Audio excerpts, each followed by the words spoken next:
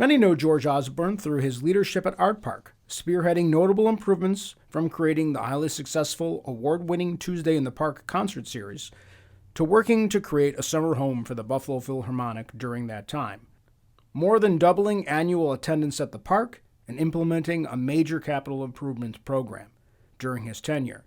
The Chamber of Commerce knows George in that realm, but has also been fortunate to have him serve as the chairman of the board of directors of the Chamber, then known as the Niagara River Region Chamber of Commerce, and as a contributing member and former chairman of the board of directors of the historic Lewiston Jazz Festival. I was looking for work.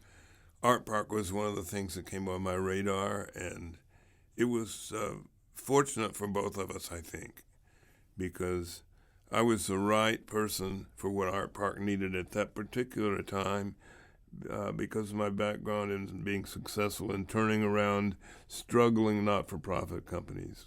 Well, I think Art Park was probably one of the most active organizations in the region, and it made sense that we should be represented on the Chamber of Commerce. Initially, I think Janice McCaw might have been chairman at the time, and she wanted Maureen Kellick to come on, but I told Maureen I thought I'd rather do it myself. And I always like projects. One of the biggest projects I tried to do that didn't really work out very well was buying that 60-foot tall Christmas tree, which I think is probably in some warehouse someplace today. Actually, it's at Joseph Davis Park. So the Lewiston Jazz Festival Board of Directors was a huge part of your service back to the community, and you're still part as a emeritus director. What has been your favorite memory from your leadership experience of the Jazz Festival? I think, I hate to say that, but probably my favorite memory was getting the sponsorship from Northwest Bank. It changed the way of the festival, the direction of the festival. They never had any substantial sponsorships, and Northwest came on the scene at just the right time.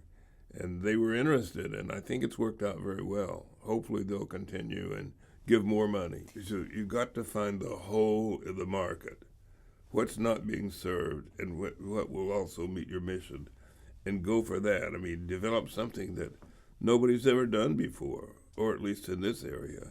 And I think that's key to the Jazz Festival, to the Chamber.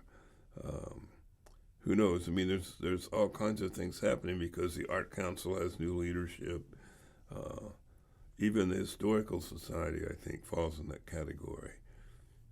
You can't just do it the way it's always been done. And that's kind of a problem that people fall into. When you're successful, you don't need to change. That's not true. Successful people don't change. Then they become unsuccessful. George, now that you've been retired for a while, what does a typical day for George look like? Should talk to my wife. I have she's always trying to get me to do things, and I just love to sit in my comfortable recliner and read or play with the dog. Don't really do a lot of anything. I mean, just enjoying life. Happy to be alive. Congratulations to George Osborne for your distinguished service to the Chamber of Commerce and community.